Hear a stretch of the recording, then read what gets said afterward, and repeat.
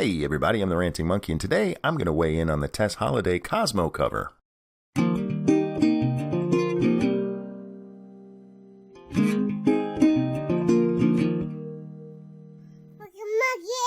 You know exactly what I'm going to say here. I'm going to take the middle of the road approach because I think that's the most peacekeeping option, and I am, at heart, a peacekeeper. By internet standards, the Tess Holliday Cosmo cover is kind of old news. It's like 2 weeks ago at this point. But Boogie just made his video last night, and after watching it, I'm annoyed all over again. For those of you who have missed it, this is the magazine cover we're going to be talking about. It's the cover of Cosmo UK, and it tells us Tess Holliday wants the haters to kiss her ass.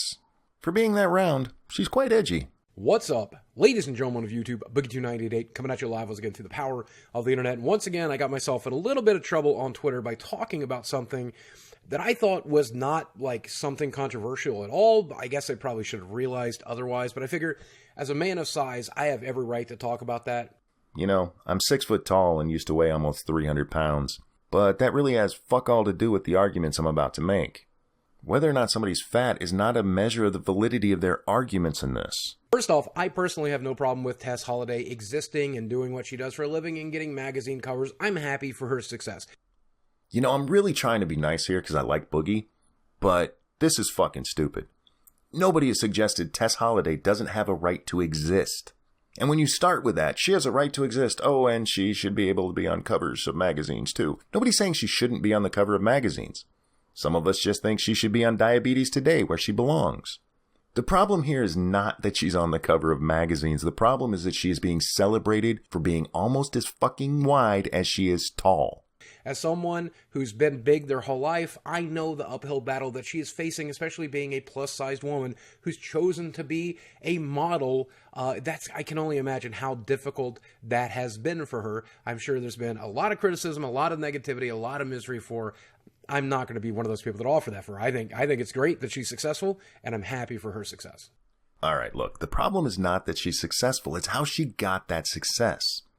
If a model suddenly became successful because she was known for smoking cigarettes, nobody would have a problem saying what she's doing is unhealthy and maybe we shouldn't be pushing that. Even though there's a lot more old people who smoke than old people who weigh 300 fucking pounds.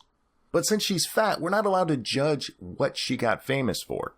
She literally got famous because she's fat. That's it. That's the only claim to fame she has.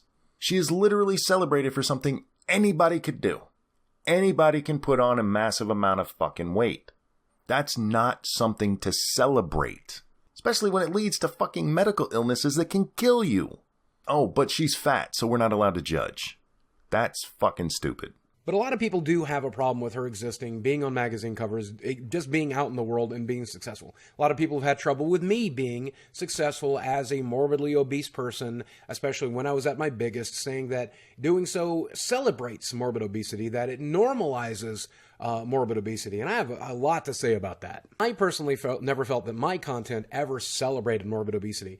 All of the Mountain Dew stuff and the overeating stuff and all of that stuff, it was tongue-in-cheek. I never meant to celebrate it, and I certainly never meant to encourage anybody else to stay the size they were or to get larger. My success was never because of my morbid obesity. I did use my morbid obesity to get me there, but my morbid obesity also kept me down quite a bit. And the reality of it is, I was successful in spite of how fat I was.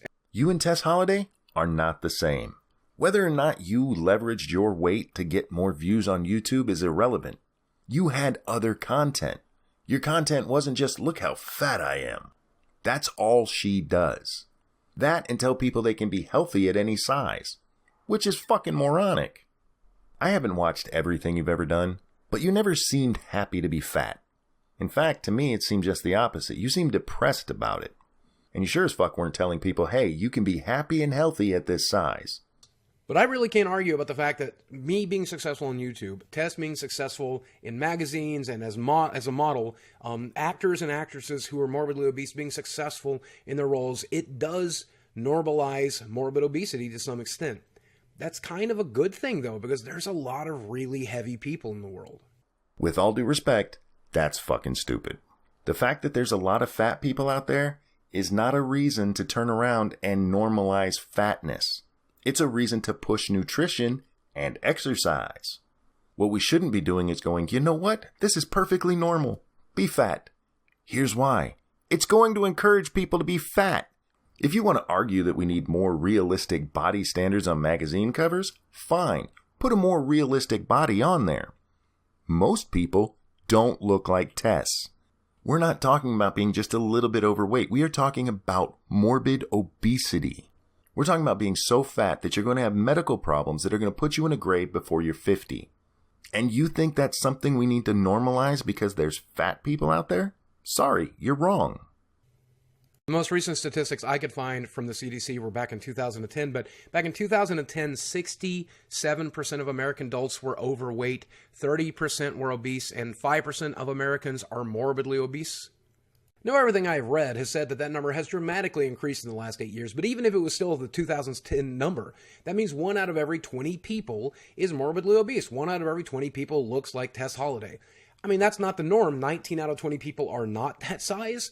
But, I mean, come on, if 67% of people, more than half of people are overweight, if 1 out of 20 people is Tess Holliday's size, then that's getting close to being pretty normal. And I have no problem with normalizing it in media at that point. If 1 out of every 20 people we see in a magazine cover was Tess Holliday, if 1 out of every 20 YouTubers we saw was me, if 1 out of every 20 people we see that's an actor or an actress on television was a person of size, I think that would be okay to see that properly reflected. I'm not requiring it. I'm not demanding it. I don't say we have to have that, but I think it's okay if that's what we choose to do.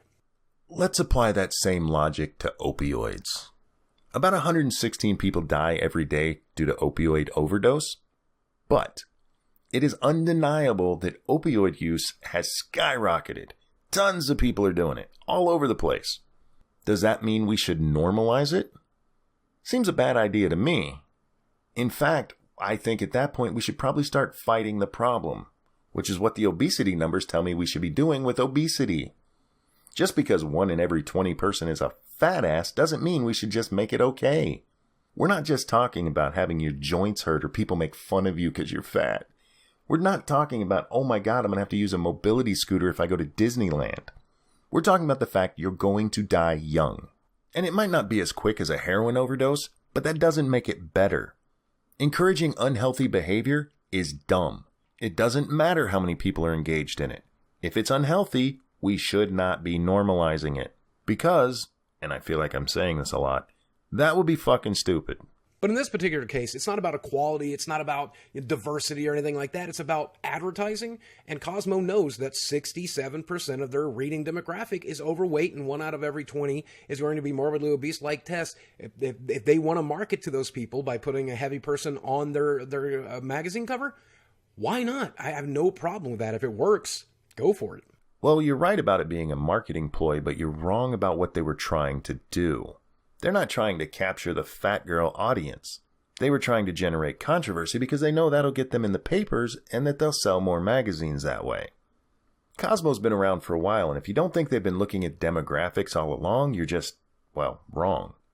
Of course this was all about marketing, but Cosmo doesn't give a shit about fat people. There is still one problem I have with all of this, though, and that's sometimes the media tends to celebrate Tess's morbid obesity. And some people would tend to celebrate mine as well. And I was always very, very uncomfortable about that because I think that's very irresponsible. Whenever I would talk about myself here on YouTube, I would often say that I was successful in spite of my morbid obesity. Even though I'd use it for comedic effect quite often, even though I would talk about it quite often, when I did talk about it, I often encouraged you guys to understand how miserable it made me, how difficult it was to be that size, and how important it was to lose weight so that you could be healthier and happier. I feel like sometimes when the media talks about Tess, when Tess talks about herself, sometimes it seems like she's successful because of her morbid obesity, or that it doesn't have a negative impact on it, or that it doesn't affect her negatively in any way. I feel like sometimes that message can be disingenuous, and I get why they do it. There is no lack of negativity in the world. If someone is fat online, you're going to get told 1,000 times a day you shouldn't be fat. If you are fat out in public, you're going to probably get told a dozen times that you shouldn't be fat. Friends and family are going to constantly tell you and constantly negatively reinforce you and constantly shame you and constantly attack you. That's just the way the world is working right now. And so they try to create like a safe space in that magazine article, around Tess, in the interviews and stuff like that, away from that for her. I understand that. It's just some people take that the wrong way. Let's just cut the shit, shall we? There's 2 reasons Tess Holliday's famous. Because she's morbidly obese, and because she lies about what it's like to be morbidly obese. Nobody's going to hold her up as some kind of champion if she goes out there and goes, God, guys, my knees and my back are killing me all the time. I can barely breathe if I even look at a set of stairs. If she starts giving the reality of what it's like to be her size, nobody's going to follow her. They only care because she's selling the lie that you can be that size and healthy. Without the healthy part, she's just another fat girl. And as you pointed out, they're a dime a dozen. At the beginning of this, Boogie told us he thought it was okay that he has an opinion on this because he's a fat guy. And it is okay for him to have an opinion. But I would suggest it's probably why he should have stayed out of this. Over and over again throughout this video, Boogie was putting himself in Tess's place. Problem is, Boogie's a good guy. Boogie's a nice guy who doesn't want to upset things. Tess is a lying fat ass who tells people what they want to hear so they'll pat her on her backs. Tell her how brave she is. There's nothing good about Tess Holliday. Tess Holliday is a liar who is selling death.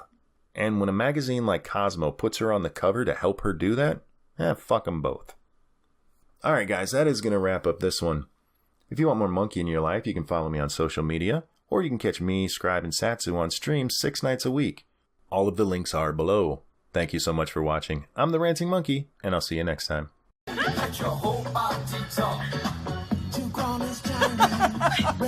Your thighs make me sad.